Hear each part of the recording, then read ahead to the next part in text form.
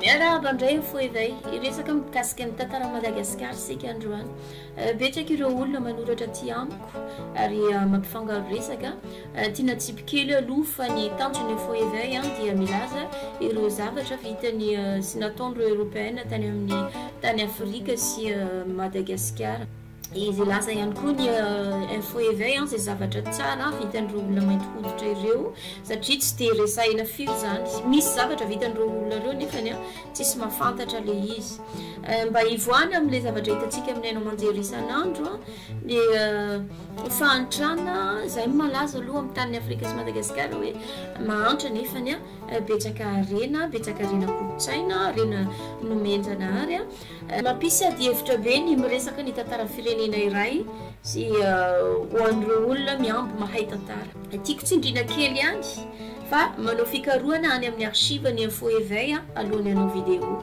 Tsy moramora manao zavatra eo ihany koa ny avizanana amin'ny asa mandraikitra amin'ny fiainana andavanandro dia no zany avizanana zany mety misy diso kely ny zavatra teneniko tsindraindray na misy mifamadika satria matetika amin'ny alina ny tenako no manao les commentaires sy ny montage. Ny avian'ny anarana hoe Madagasikara sy Malagasy. I Marco Polo dia nanome ny anarana hoe Madagasikara na Mogadiscio. Nafangarony tamin'ny tanànany Somalia Mogadiscio ilay tanànany Madagasikara. Mpandinika tantara no milaza fa ny teny hoe Madagasy dia avy amin'ny hoe Madagasy na Madagasy, teny malaisiana na afrikana navadika hoe Malagasy. Izany hoe mifadosoana nataon'ireo européenne nanaraka ny lotenen'ny Marco Polo no nahatonga ny anarana hoe Madagasikara. Nisy boky italiana iray mitondra ny lohateny hoe Milione izay amin'ny teny italiana ilay boky dia nilaza hoe nisy firenena roa matanjaka any amin'ireo nosy izay eo antsinanan'ny Afrika dia i Madagascar sy na Mogadiscio sy Zanzibar. Arak'izany ny teny hoe Madagascar izay ampiasain'ny Marco Polo dia azo heverina fa mifanandrify amin'ny teny Hindi indiana hoe Madhos koa noho izy ny hainy fotsiny nefa tsy tena mahay ny teny Hindi dia izay nazahoany azy no nanoratany azy. Koa azo heverina fa io teny Hindi io zany izay nanaraka civilisation malaisiana tamin'izany io no mety ho fototry ny teny malaza ny anarana hoe Madagasikara sy Malagasy. Satria mioviova ihany koa ny fanolorana ny teny araka ny fotoana sy ny tantara. Raha dinina zany dia ireo indiana tonga taty amintsika voalohany no nanome io anarana io. Iza ireo olona tonga teto Madagasikara voalohany? Misy ny milaza hoe Vazimba, misy milaza hoe Indonésiana, Afrikana, mbola mystère be zany satria hatramin'izao ary mbola hitadiavan'ireo archéologue sy historiana ny tena fototry izany. Raha ao amin'ny 400 kilometatra atsinanan'ny Afrika no misy any Madagasikara dia ny sakafo sy ny fombafomba, ny kolotsaina ary ny fivavahana dia tsy hitovizan'izy ireo. Fa manakaiky kokoa ny Bornéo izay 5 kilometatra ao atsimo atsinanan'ny Aziatika. Ny fiteny Malagasy kosa indray dia manakaiky kokoa ny teny hawaïenne noho ny fiteny Bantou. Misy ny milaza fa olona Bantou no olona voalohany mipetraka teto Madagasikara. Misy ihany koa no milaza fa hoe austronesiana izay ny alafitany archipel Indonésie. Tsy azo adinoina fa ny laborigène dia efa teto Madagasikara ary mponina mipetraka any anaty ala amanjatony, amanarivony, amanalina taona talohan'ny idiran'ny Indonésiana teto Madagasikara. Ireo laborigène ireo zany no antsointsika hoe Vazimba. Izany hoe ny laborigène no akaiky kokoa ny azo atao hoe tena malagasy. Raha araka ny fijeriny Peter Forster izay archéologue eo amin'ny université de Cambridge dia 500 isanjato ny malagasy dia aziatika raha resaka genetika no resaina. Ny fiaviany afrikana dia mbola mystère satria izy ireo nivezivezy ny austronesiana na indonésiana na koa polonesiana zany dia mpiavy ary noho ny colonisation na fanjanahana nataony austronesiana no nahatonga ireo genetika malagasy ho 500 isanjato.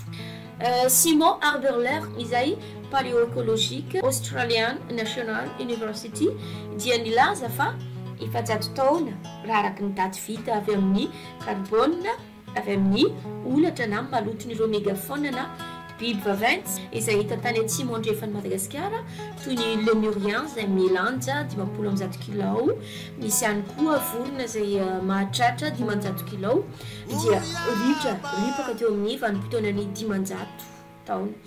Izany faripandro biby vaventy ireo zany dia noho ny mpihaza zay mipetraka tao anala ary ny tompony fandripahana ary ny afarany moa dia tsy misy intsony ireo mégafaune na biby vaventy nanomboka tamin'ny vanim-potoana 700 ka hatramin'ny 1000 taona izay mifanandrify tamin'ny taona nidiran'ireo austronesiana ireo teto Madagasikara. Mbola maizina be zany raha tsy nahofantarina tsara ny olombelona teto Madagasikara voalohany satria raha jerena fotsiny ireo mpihaza Ikea dia tamin'ny 1340 nanaovana fikarohana ara-genetika ny Ikea fa mifangaro amin'ny bantou africaine sy austronesiana ny genetika. Lavabe tena malalaka be raha ty resaka Madagasikara ty fa ataotsika zanazanaka fandaharana zany hoe mbola mitohy izy ty mbola hitohizako amin'ny vidéo manaraka satria mbola betsaka be zavatra tiana fantarina ny vakoka, kolotsaina, ny fiteny mbola hidirantsika landalina satria betsaka be ny mpiafy teto Madagasikara nanomboka ny faneraserany toy ny arabo, africana, reto indonesiana reto teo ihany koa l'aborigène zay efa teto taloha dia mbola ho resatsika belabelarina kokoa zay ao amin'ny vidéo manaraka fa zay aloha ny androany dia misaotratsika nanaraka hatramin'ny farany dia atsipoko ndray le teniteny aloha iangaviana le toe-tsaina le roatra ka tsy tianareo le zavatra ataony foezay dia tokony miala fotsiny fa tsy ajanony tompoko le commentaire ratsy be fa ratsy be le mampisarabazana ny samy malagasy. Aleo malagasy hiaraka samy malagasy faritany any any Madagasikara dia misy teny iray nitovizantsika satria arakaraky ny faritany zay misy atsika toy ny Tuleary Atandroy miteny Atandroy Vangaindrano miteny Antesaka any Tamatavy miteny Betsimisaraka ohatran'izay dia nefany misy teny ofisialy izay rahantsika miteny toy izany ihany koa ny France ohatrany hoe ny aty Côte d'Azur zao miteny manana dialecte na ny amin'ny côté anazy zay ny any Andrefana ny any Antsinanana samy manana dialecteny fa eo ihany koa ny teny frantsay ofisialy tsy hoe atsika côtier rery ny Madagasikara tsika fa tsy mety zany toe-tsaina zany fa rehefa ao Madagasikara dia samy malagasy daholo fa zany hoe ajanony zay fomba fisainana zay fa tsy mety tsy ampivoatrantsika zany fomba fisainana zany fa ratsy be dia zay ary dia manome fotoana indray foezay hotoizantsika ty resaka